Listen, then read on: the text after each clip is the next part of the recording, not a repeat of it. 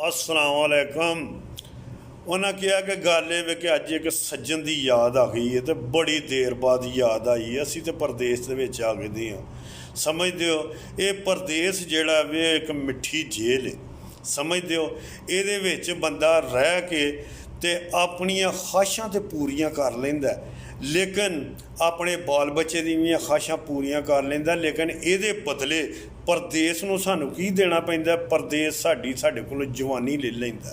सानू वो जड़ियां जवानी दे विच साडियां गल्लां सन, बातां सन, वो सारियां ही परदेस दे विच कढ जाने आ।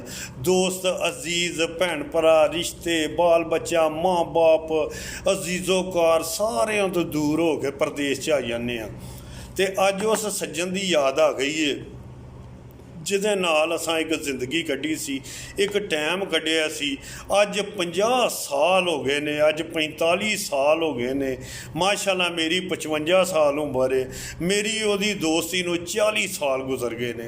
समझदे हो ते अज तक कोई गिला शिकवा नहीं, ना उन्होंने मेरे ते ना मैनू उहदे ते वह अज भी सानू मिलता है तो उस तरह ही सादगी नाल मिलता है। तो मैं उन्होंने आख्या भी है कई बारी, मैं क्या यार तू तो माशाअल्लाह लखां करोड़ां दे विच है तो फिर भी एडी सादगी।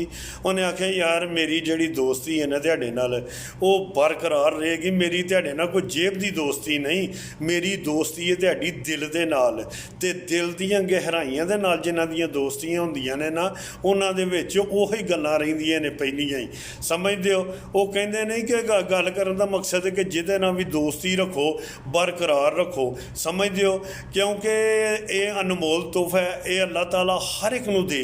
हर एक दे जिहड़े दोस्त ने उन्हां दे विच सलूक मुहब्बत रखे। जे किसी दोस्त दे विच नाराज़गी भी हो जाती है तो तुहानूं दोस्तां नूं भी चाहिदा कि उन्हां दोस्तां दोवां दी आपस दे विच जिहड़ी है ना सुलह कराओ, क्योंकि जिहड़ा बंदा सुलह करांदा है अल्लाह ताला दे ओह बड़ा नज़दीक है। अल्लाह ताला बड़ा राजी हुंदा है। जिस तरह मियाँ ते बीवी प्यार करते हैं तो अल्लाह ताला फरिश्तियां नूं हुक्म दे दिंदा ना कि इन्हां दे उत्ते छां बन के रवो, तो अल्लाह बड़ा राजी हुंदा है। इसे तरह ही अल्लाह ताला वेंदा ना जो कि दोस्त जड़े ने इन्हां च कोई लालच नहीं, इन्हां दियां अखां जड़ियां ने साफ है, क्योंकि इहो ही अखां अपनी बुढ़ी नूं वेंदियां ने ते इहो ही अखां अपनी भैन नूं वेंदियां ने ते इहो ही अखां किसी गैर औरत नूं वेंदियां ने। अल्लाह ताला ने सिर्फ इन्हां दे विच एक पर्दा रखिया दा हया जिहड़ी ओह अखां च हुंदी है। समझदे हो ते अपना बहुत सारा ख्याल रखियो। राजपूत दा वेलकम हो गया।